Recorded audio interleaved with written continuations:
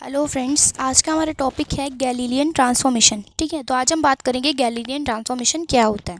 ठीक है, तो चलिए हम अपने टॉपिक को स्टार्ट करते हैं। What is Galilean transformation. ठीक है, तो चलिए हमने मान लिया कि हमारे पास क्या है, दो फ्रेम्स हैं।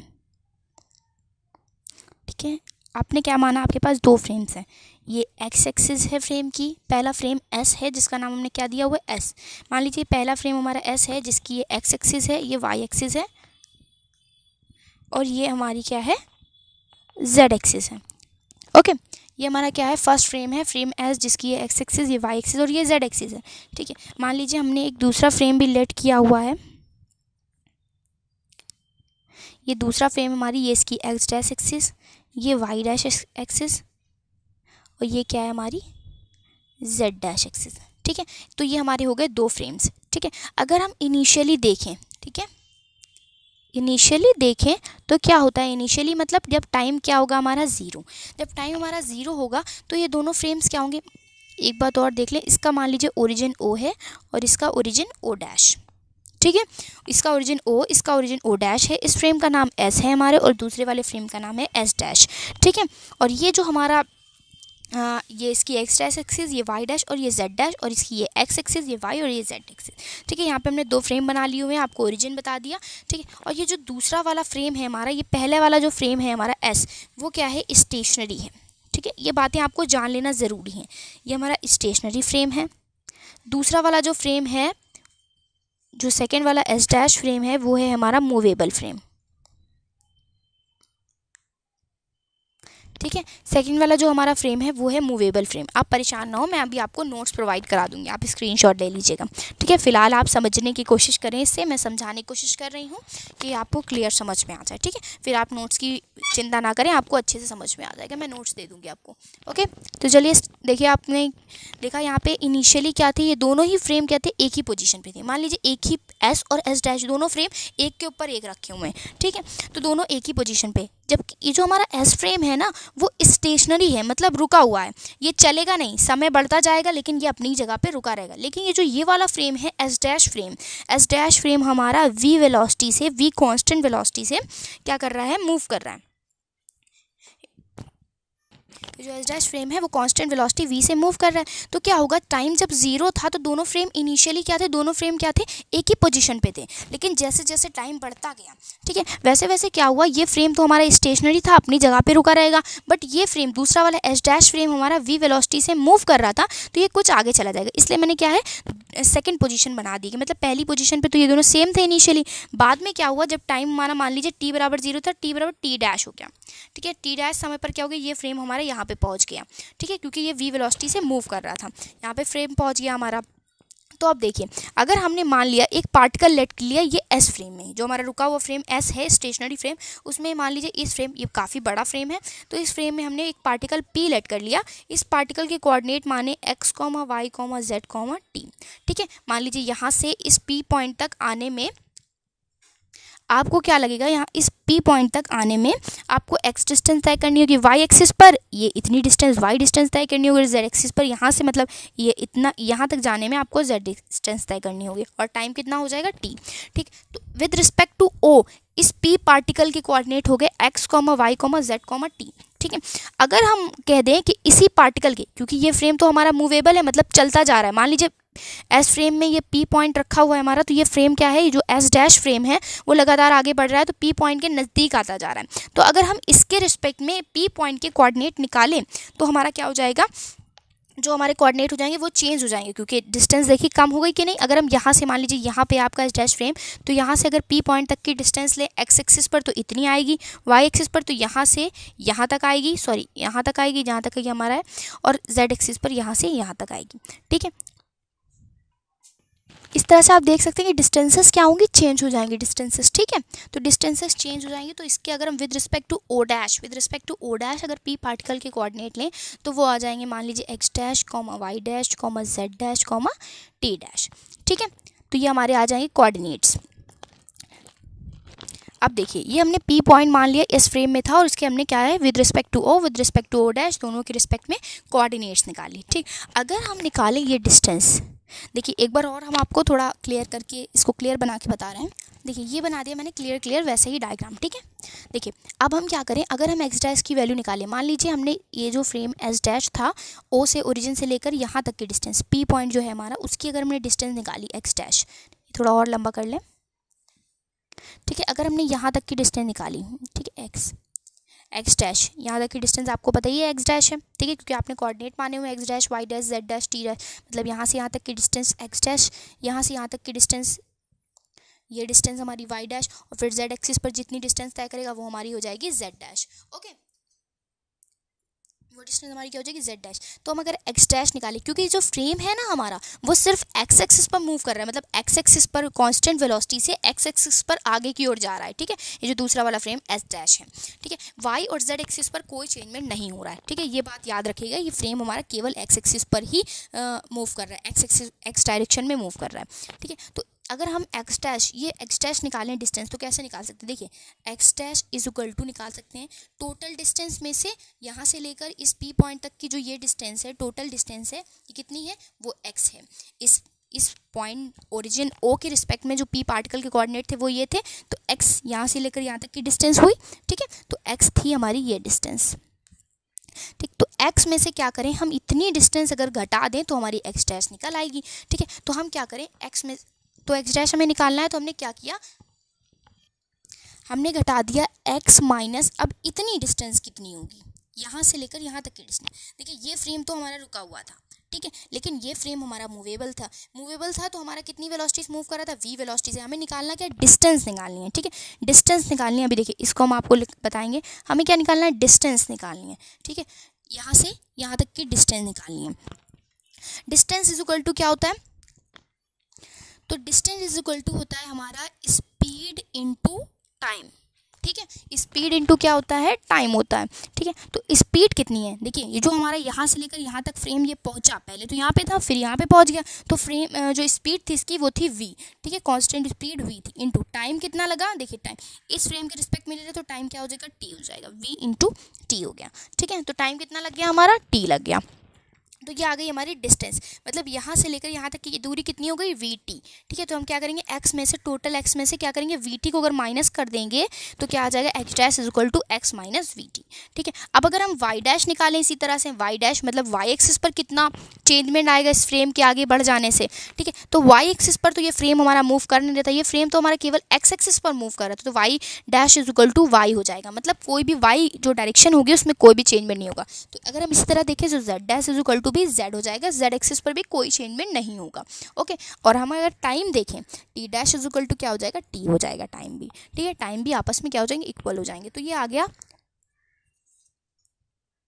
मान लीजिए ये हो गई हमारी इक्वेशन नंबर फर्स्ट। इसी को हम क्या बोलते हैं, इसी को हम बोलते हैं गैलीलियन ट्रांसफॉर्मेशन, ठीक है। तो इसे हम बोलते हैं गैलीलियन ट्रांसफॉर्मेशन। आई होप आपको समझ में आ गया होगा, मैंने सारी थ्योरी आपको क्लियर कर दी, क्या क्या चीज़ें ली हैं। अभी स्क्रीनशॉट ले लीजिएगा, मैं आपको नोट्स भी प्रोवाइड करा दूंगी, ओके। तो चलिए, अगर मान लिया आपका फ्रेम एक्स डायरेक्शन में मूव कर रहा था, ठीक है, तो आपने ये निकाल लिया, ठीक, गैलीलियन ट्रांसफॉर्मेशन इस तरह से आपका आ गया।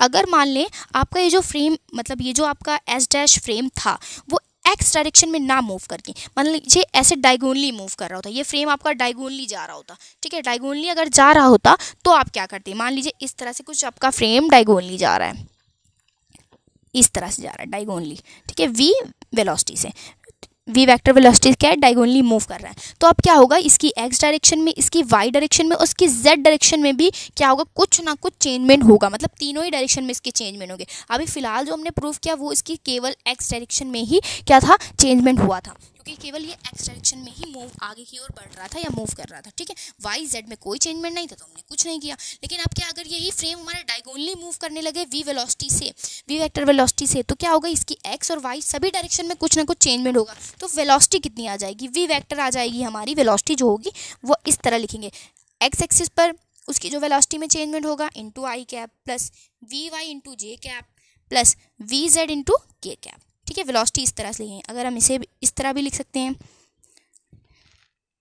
अंडर रूट आई जे के अगर हम हटाना चाहें तो ये आ जाएगा वी एक्स का स्क्वायर प्लस, आपने छोटे क्लास में पढ़ा होगा, वी वाई का स्क्वायर प्लस वी जेड का स्क्वायर, ठीक है। तो ये आ जाएगी हमारी वेलोसिटी। अगर हमारा क्या हो जाए, फ्रेम हमारा डायगोनली मूव करे, तो ये आ गई हमारी वेलोसिटी, ठीक है, ये आ गई हमारी वेलोसिटी। तो वेलोसिटी आ गई। बट ये लॉरेंज का जो ट्रांसफॉर्मेशन हमारा प्रूव करके आया था जब एक्स डायरेक्शन में हमारा फ्रेम मूव कर रहा था, तो ये आया था अगर हमारा फ्रेम जो है वो डायगोनली मूव कर रहा है तो लॉरेंज का ट्रांसफॉर्मेशन क्या आएगा। देखिए लॉरेंज के ट्रांसफॉर्मेशन के अकॉर्डिंग अब हमारा जो आएगा वो आ जाएगा, देखिए X dash is equal to आ जाएगा X minus V T. V T आएगा नहीं, वी एक्स टी आएगा, क्योंकि एक्स डायरेक्शन में भी चेंजमेंट होगा, वाई डायरेक्शन में। अभी हमने ओनली वी मान लिया था क्योंकि केवल एक डायरेक्शन में चेंजमेंट हो रहा था, अब हमारा सभी डायरेक्शन में चेंजमेंट होगा, इसलिए X dash is equal to X minus V X into T. उसी तरीके से हम कह देंगे Y dash is equal to Y minus V Y into T हो जाएगा, ठीक है। और उसी तरह से हमारा हो जाएगा Z dash is equal to Z minus V Z into T. और टी डैश की वैल्यू कितनी हो जाएगी, T dash is equal to हो जाएगा हमारा टी। टाइम तो वही रहेगा, टाइम बराबर हो जाएंगे दोनों, ठीक है। तो ये हो गया हमारा वी एक्स अलग अलग वेलोसिटी, मतलब X axis Y axis Z axis तीनों में चेंजमेंट हो जाएगा, क्योंकि हमारा जो फ्रेम था वो डायगोनली मूव कर रहा था। तो ये आ जाएगा हमारा कुछ इस तरह से लॉरेंज का ट्रांसफॉर्मेशन जाएगा, ठीक है। तो इसे आप मान लें क्वेश्चन नंबर 2, ठीक है। तो ये सेकंड केस हो गया कि अगर हमारा फ्रेम डायगोनली मूव करे तो ये हो सकता है, ठीक है। तो अगर आप एक बात और आप सोच सकते हैं कि अगर ये जो पॉइंट P है, अगर आपका ये पॉइंट P एस फ्रेम में ना रखकर, जो हमारा स्टेशनरी फ्रेम था उसमें ना रखकर हम एस डैश फ्रेम में रख देते, तो ये P पार्टिकल अगर हम एस डैश फ्रेम में रख देते तो क्या आता लॉरेंज का ट्रांसफॉर्मेशन, ठीक है। तो चलिए ये भी जान लीजिए, ठीक है। तो क्या आएगा, मान लीजिए अगर हमारा फ्रेम जो है, जो हमारा पॉइंट P है वो एस डैश फ्रेम में स्थित हुआ, तो हमारा कुछ डायग्राम देखिए किस तरह का बनेगा।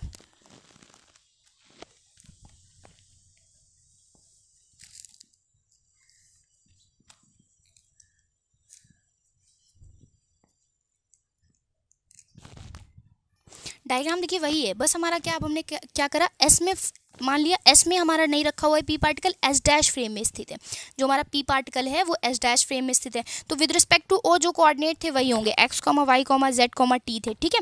अब जो हमारा with respect to O dash जो कोऑर्डिनेट थे पी पॉइंट के वो कितने हो जाएंगे, X dash comma Y dash comma Z dash comma T dash, ठीक है। कोऑर्डिनेट वही रखे। अब देखिए ट्रांसफॉर्मेशन क्या आएगा, जो हमारा गैलीलियन का ट्रांसफॉर्मेशन था वो क्या आएगा। देखिए हमने क्या निकाला था, अभी ये एक्स डैश डिस्टेंस निकाली थी, ठीक है। क्यों निकाली थी एक्स डैश डिस्टेंस, हमने एक्स डिस्टेंस हमने मतलब एक्स का मान क्यों नहीं निकाला था, एक्स डैश का मान क्यों निकाला था। देखिए ये चीज़ क्या थी, इस फ्रेम के रिस्पेक्ट में पहले पी क्या था हमारा, रुका हुआ था, क्योंकि जो हमारा पी पार्टिकल था वो एस फ्रेम में ही स्थित था, तो पी पार्टिकल एस फ्रेम के रिस्पेक्ट में रुका हुआ था। तो जिस फ्रेम के रिस्पेक्ट में पार्टिकल रुका हुआ रहता है उस फ्रेम के रिस्पेक्ट में जो उसके कोऑर्डिनेट होते हैं, मतलब ओ के रिस्पेक्ट में जो इसके कोऑर्डिनेट होंगे वो हमारे रियल होंगे, ठीक है। और बाकी ओ डैश वो क्या है, हमारा आगे बढ़ता जा रहा था, लगातार चेंज होता जा रहा था, मतलब इसके रिस्पेक्ट में ओ डैश के रिस्पेक्ट में जो पी पार्टिकल के कोऑर्डिनेट थे वो लगातार क्या हो रहे थे, चेंज हो रहे थे। तो ये हमारा क्या था, इमेजनरी था। तो इमेजनरी की हम वैल्यू निकालेंगे, ठीक है, इमेजनरी की वैल्यू निकालेंगे। अब देखिए अब इस केस में क्या हुआ, ठीक है, इस केस में क्या हुआ, अब एस डैश में ही हमने क्या रख दिया, पी पार्टिकल को एस डैश फ्रेम में रख दिया।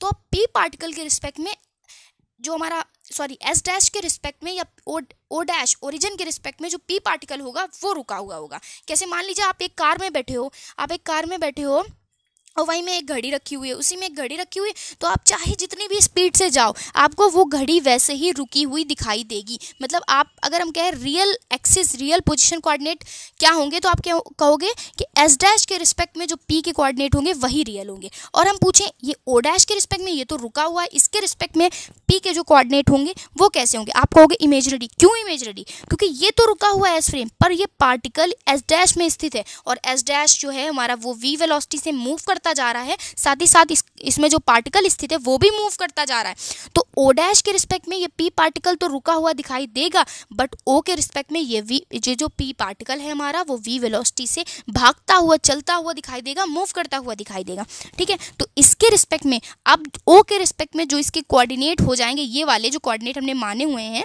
X Y Z comma T, ये हमारे इमेजिनरी कोऑर्डिनेट्स हो जाएंगे, ठीक है। पहले ये कोऑर्डिनेट हमारे रियल थे जब हमारा क्या था, एस फ्रेम में स्थित था हमारा पी पार्टिकल, ठीक है, एस फ्रेम में स्थित था। तो अभी क्या हमारा पी पार्टिकल जो एस डैश फ्रेम में स्थित है और वो वी वेलोसिटी से एस डैश फ्रेम हमारा मूव कर रहा है, तो साथ ही साथ अपने साथ लेके वो पार्टिकल को भी मूव करेगा क्योंकि वो एस डैश में ही स्थित है।